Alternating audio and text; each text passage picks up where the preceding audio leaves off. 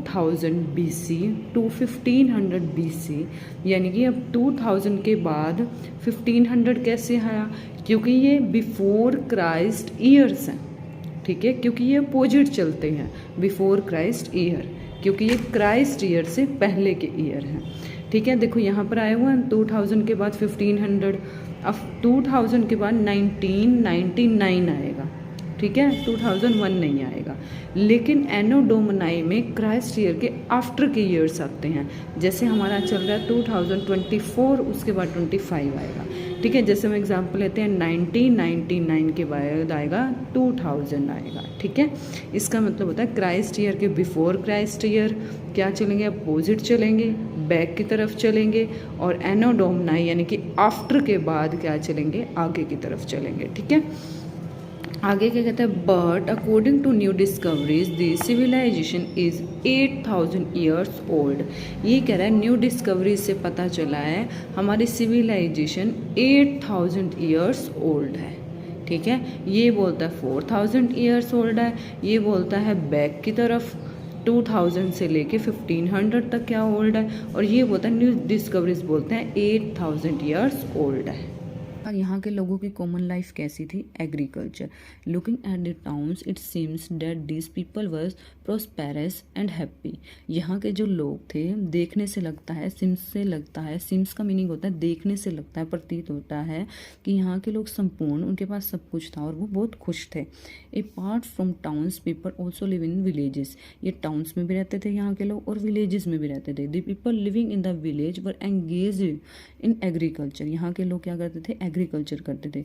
The excavated remains show that this people grew wheat, barley, pulses, peas, paddy, sesame and mustard, ठीक है। ये क्या बोलते हैं कि यहाँ के लोग, इसको बोलते हैं एक्सकावेटेड को बोलते हैं खुदाई से। इस टाउन की खुदाई से पता चलता है कि यहाँ के लोग ग्रो करते थे व्हीट यानी कि गेहूँ, बार्ले यानी कि जौ, पल्सेस का मतलब होता है दालें, पीस का मतलब क्या बोलते हैं, मटर, एंड पैडी का मतलब धान की खेती, सेसमी का मतलब होता है तिल, एंड मस्टर्ड होता है सरसों की खेती करते थे, ठीक है, यानी कि वो उगाते थे। उसके बाद ploughs, oxen and camels were use in the agriculture. Agriculture के लिए किसको यूज़ किया जाता था, हल चलाने के लिए हम किसको यूज़ करते थे, बैल को, और कैमल्स यानी कि ऊँट को यूज़ करते थे, ठीक है। दे यूज टू इरीगेट, इरीगेट होता है सिंचाई के लिए, हम लैंड की सिंचाई करते हैं ना, उसके लिए हम क्या यूज़ करते थे, नदियाँ, रिवर्स एंड पोन्ड्स एंड तालाब, ठीक है। ये हमें पता चल गया खुदाई से। देखो इन्होंने डायग्राम भी दिया हुआ है। टोए, प्लो, इसका यूज़ किस लिए होता है, हल जोतने के लिए टोए है।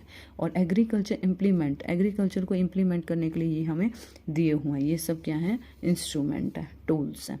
उसके बाद देखो क्या है, एनिमल हस्बेंड्री। इसका मीन्स होता है हम पशु को कैसे पालते हैं, पशुपालन हम कैसे करते हैं, वहाँ के लोगों का कैसे पालना था पशुओं को, एनिमल्स को।